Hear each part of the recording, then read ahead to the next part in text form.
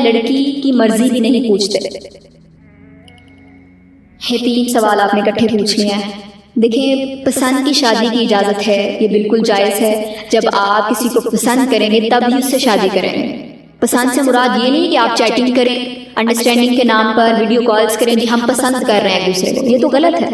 جیسے میں نے واضح کر دیا اسے کہ یہ بالکل حرام ہے.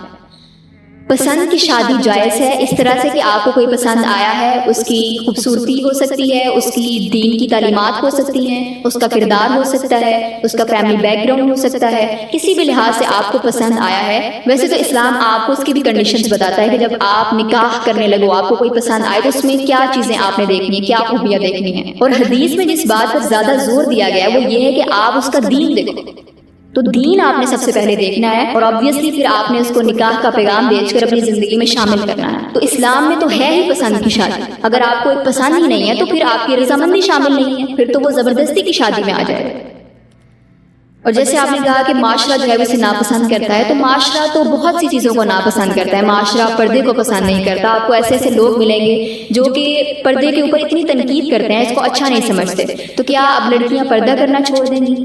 آپ کو ایسے ایسے لوگ ملیں گے جو کہ اللہ کی شریعت کے خلاف ہیں، تو کیا آپ ان کی ہمدردی سمیٹنے کے لیے اللہ کی شریعت کے اپوزٹ چلیں گے؟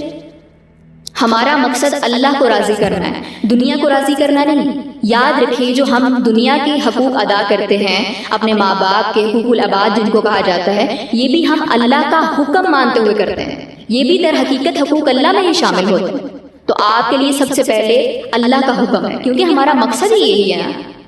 خلقت الجن والانس الا لیعبدون، کہ ہم نے جنوں اور انسانوں کو اپنی عبادت کے لیے پیدا کیا. اور یہاں پر عبادت سے مراد صرف 5 رکنی دین نہیں ہے، یعنی اپنے پورے دن کو، اپنی پوری زندگی کو اللہ کے احکامات کے مطابق ڈالنا. کسی سے بات کرنا تو اس دائرے میں کہ کہیں میں اس سے وہ بات نہ کر دوں جس سے اللہ ناراض ہوتا ہے. تو آپ نے ایک ایک قدم اللہ کی رضا کے لیے رکھنا ہوتا ہے.